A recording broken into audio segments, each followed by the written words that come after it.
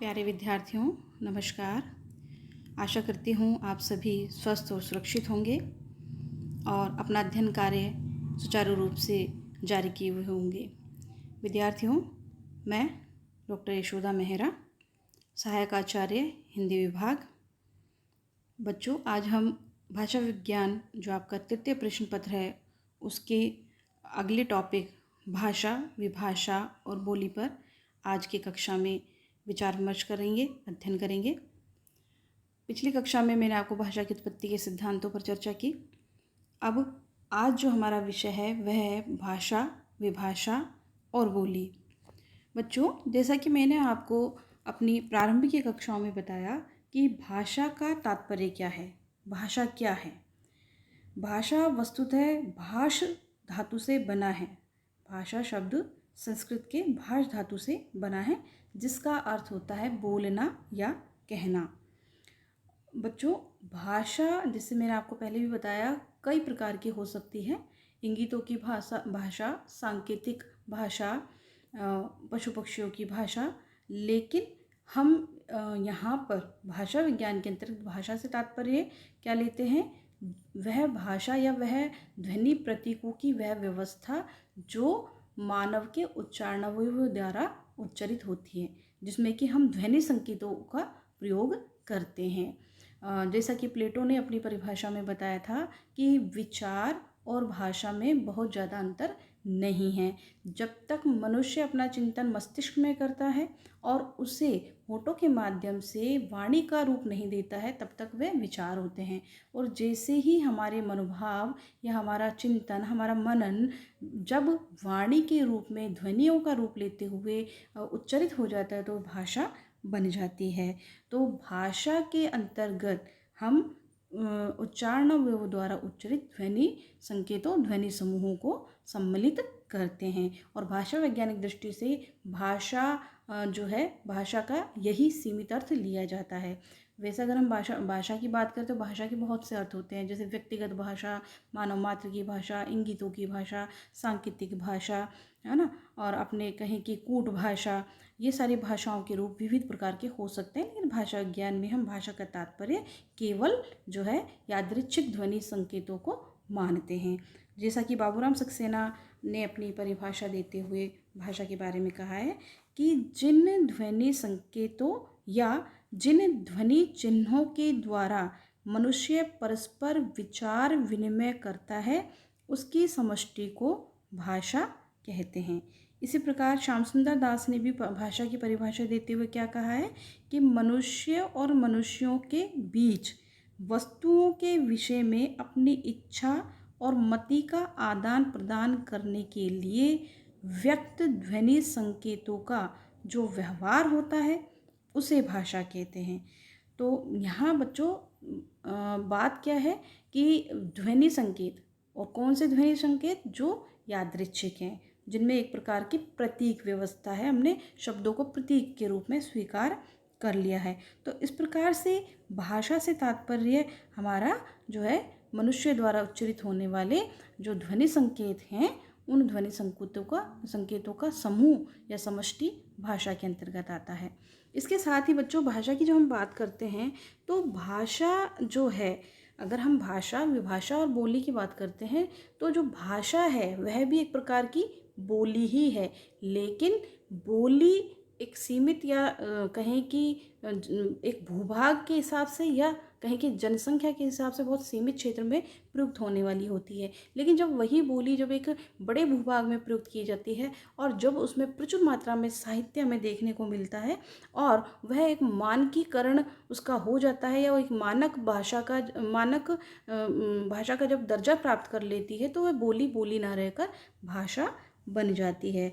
तो इस प्रकार से कह सकते हैं कि कुछ औसत जनसंख्या, कुछ औसत भूभाग, बोलने वालों की कुछ औसत श्रेणी का महत्व, साहित्य की श्रेष्ठता, राजनीतिक उच्चता आदि के कारण ही बोली जो है वह भाषा कहलाती है।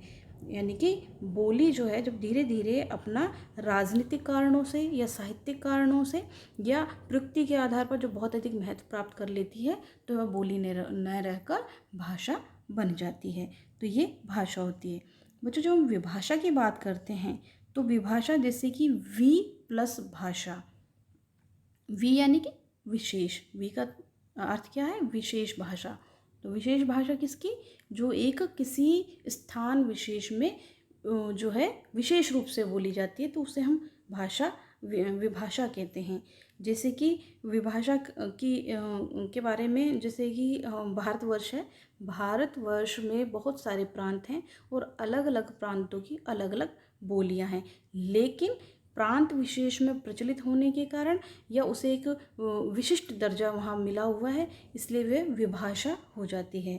इसको हम ये भी कह सकते हैं कि प्रांतीय शासन द्वारा स्वीकृत बोली विभाषा बन जाती है। यानी कि एक बोली जब एक प्रांतीय शासन द्वारा स्वीकार कर ली जाती है तो वह विभाषा का रूप धारण कर लेती है। विभाषा का जो क्षेत्र है वह बोली की अपेक्षा विस्तृत होता है और यह एक प्रांत या उपप्रांत में प्रचलित होती है और इसमें साहित्यिक रचनाएं भी मिलती हैं। और वस्तुतः यह हम कह सकते हैं कि जब एक बोली जो है, जब कोई बोली अपना क्षेत्र विस्तृत करके परिमार्जित हो जाती है, धीरे धीरे परिष्कृत हो जाती है, परिनिष्ठित हो जाती है, तो बड़े क्षेत्र के निवासियों द्वारा बोली जाने लग जाती है और वह तब बोली न रहकर विभाषा बन जाती है।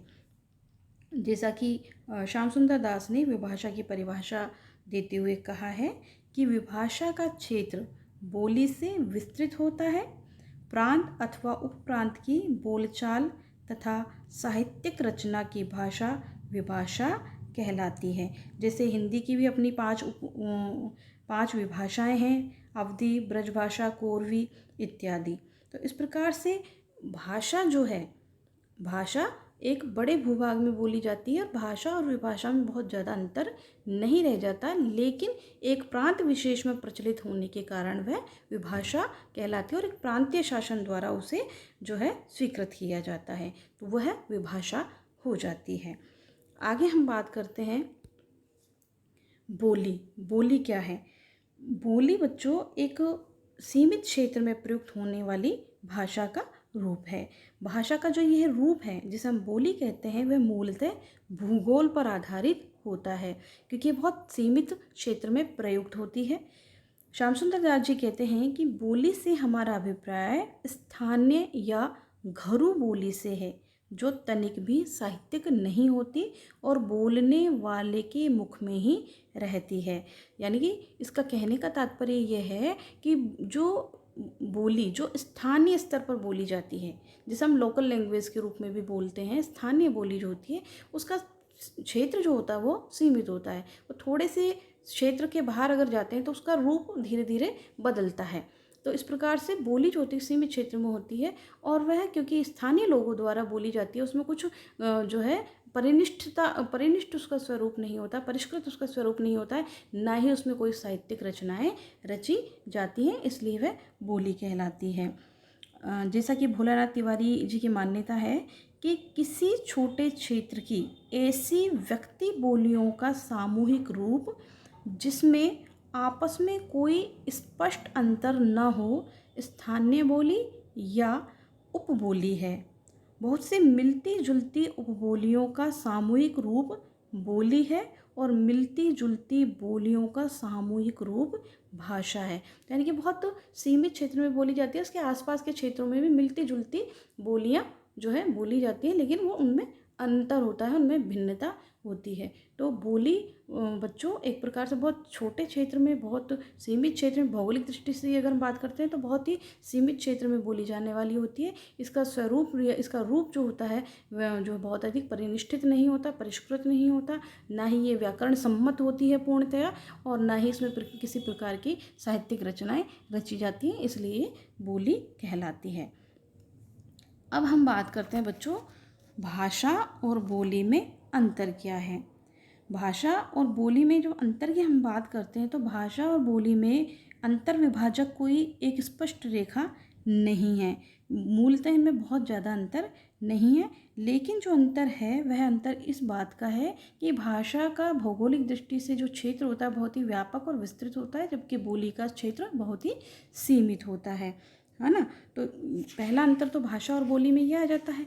दूसरे अगर हम अंतर की बात करते हैं तो एक भाषा जो होती है उसमें कई सारी बोलियां हो सकती हैं। एकाधिक बोलियों का समूह जो है वो भाषा कहला सकता है, परंतु बोली के अंतर्गत कोई भाषा नहीं होती है। सामान्यतः एक ये भी अंतर इनमें पाया जाता है कि भाषा व्याकरण सम्मत होती है, उसका कुछ व्याकरण होता है, वह व्याकरणबद्ध होती है, जबकि बोली का अपना कोई व्याकरण नहीं होता।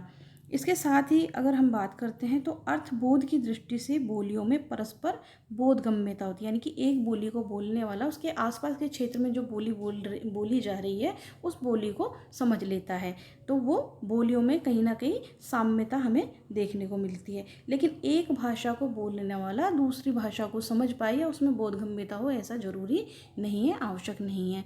जैसे मैं आपको उदाहरण दूँ कि जो राजस्थान है, तो राजस्थान में कई प्रकार की बोलियाँ बोली जाती हैं जो समूह रूप में या विभाषा के रूप में जिसको हम राजस्थानी कहते हैं, लेकिन राजस्थानी के भी अपने अपने रूप हैं, जैसे मेवाती है, मालवी है, ढूंढाड़ी है, शेखावाटी है ना। तो इन सब में क्या है, बोलियां हैं, लेकिन एक बोली बोलने वाला दूसरी बोली को बहुत कुछ समझ सकता है। लेकिन अगर हम बात करें राजस्थानी की, और राजस्थानी बोलने वाला असमिया को समझे ये आवश्यक नहीं है, या कन्नड़ को भाषा को समझे ये आवश्यक नहीं है। तो यहाँ भाषा के स्तर पर अंतर ये आ जाता है कि एक भाषा को बोलने वाला दूसरी भाषा को समझ पाए, उसमें बोधगम्यता का गुण हो, ये आवश्यक नहीं है। परंतु हम ये देखते हैं कि एक बोली जो है उसको बोलने वाले उसके आसपास के क्षेत्रों में बोली जाने वाली जो बोली हैं उनको समझ सकते हैं, उनमें साम्यता पाई जाती है।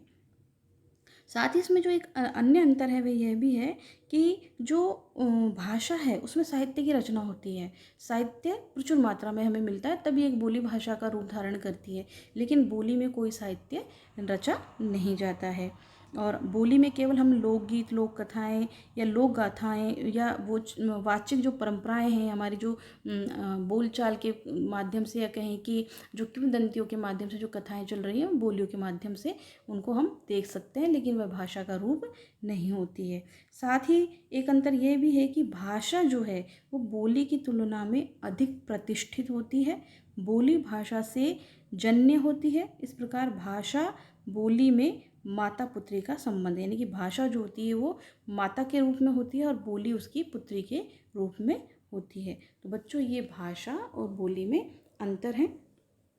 अब हम बात करते हैं कि एक भाषा जो है वो बोली कब एक बोली जो है एक भाषा का रूप कब धारण करती है, एक बोली में ऐसे कौन से गुण आ जाते हैं या ऐसा कौन सा वह महत्व प्राप्त कर लेती है जिसके कारण एक बोली धीरे धीरे भाषा के पद पे प्रतिष्ठित हो जाती है।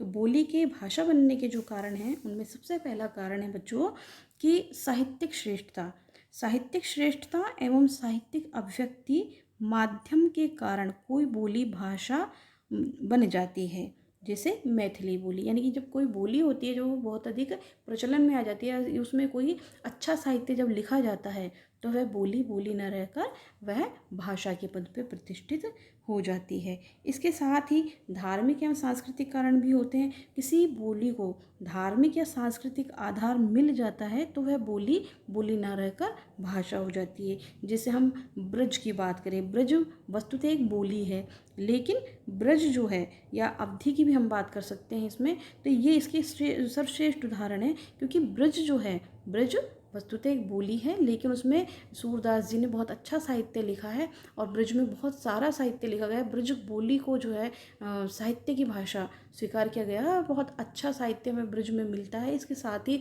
अवधि में जैसे तुलसी हैं, जायसी हैं, उन्होंने अवधि में जो है अपना साहित्य रचनाएं की हैं। तो धीरे धीरे ये ब्रज और अवधि जो है वो बोली न रहकर भाषा के पद पर प्रतिष्ठित हो गई हैं। इसके साथ ही जैसे मैंने बताया कि एक भौगोलिक क्षेत्र के आधार पर या किसी बोली के बोलने वालों की संख्या के आधार पर भी बोली कई बार भाषा का पद प्राप्त कर लेती है। जैसे कि बोली को बोलने वाले जो लोग हैं उनकी संख्या सीमित होती है, परंतु जैसे जैसे उसको प्रयुक्त करने वाले प्रयोक्ताओं की संख्या बढ़ती जाती है वैसे वैसे वह बोली न रहकर भाषा का रूप धारण कर लेती है और धीरे धीरे उसमें वह परिष्कृत भी होती चली जाती है और उसमें परिवेशगत सुधार भी होते चले जाते हैं। तो इस प्रकार क्षेत्र विस्तार और प्रयोक्ताओं की महत्वपूर्ण भूमिका के आधार पर भी कई बार बोली जो है भाषा के पद पर प्रतिष्ठित हो जाती है। इसके साथ ही बोली के भाषा बनने का जो अगला कारण है वह यह है कि व्यापक स्तर पर शिक्षा का माध्यम बनना बोली के भाषा में परिणत होने का एक अन्य मुख्य कारण है। यानी कि अगर किसी बोली में जब अध्ययन अध्यापन कार्य किया जाता है, एक शिक्षा का माध्यम जब किसी बोली को बना दिया जाता है तो वह बोली बोली न रहकर भाषा बन जाती है।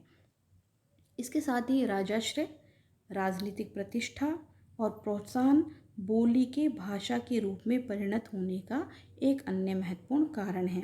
इसी कारण मुगल काल में उर्दू और फारसी राजभाषा के रूप में तो खड़ी बोली हिंदी राष्ट्रभाषा के रूप में सुशोभित हुई।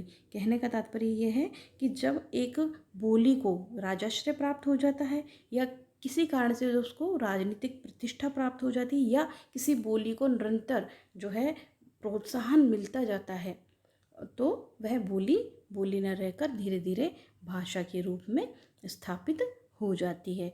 तो कहने का तात्पर्य यह है कि साहित्यिक कारणों से, सांस्कृतिक कारणों से, राजनीतिक कारणों से या एक जो जनसंख्या है उसके प्रयुक्त करने वाले किसी बोली के प्रयुक्त करने वालों की संख्या के आधार पर या भौगोलिक दृष्टि से जब एक क्षेत्र में जो एक बोली विस्तृत रूप में धीरे धीरे बोली जाती है, धीरे धीरे उसका क्षेत्र जैसे जैसे बढ़ता जाता है वैसे वैसे बोली भाषा का रूप धारण कर लेती है। तो ये कुछ विशिष्ट कारण हैं जिनके कारण एक बोली धीरे धीरे बच्चों भाषा का रूप धारण कर लेती है। तो आज की कक्षा में मैंने आपको बताया कि भाषा क्या है, विभाषा क्या है और बोली क्या है, और भाषा, विभाषा और बोली में मूल अंतर क्या है, और एक बोली किस प्रकार से जो है भाषा बन जाती है, कि कौन से ऐसे कारण हैं जो एक बोली को जो है भाषा के पद पर प्रतिष्ठित करने में सहायक होते हैं। तो आज की कक्षा के लिए बच्चों इतना ही। धन्यवाद।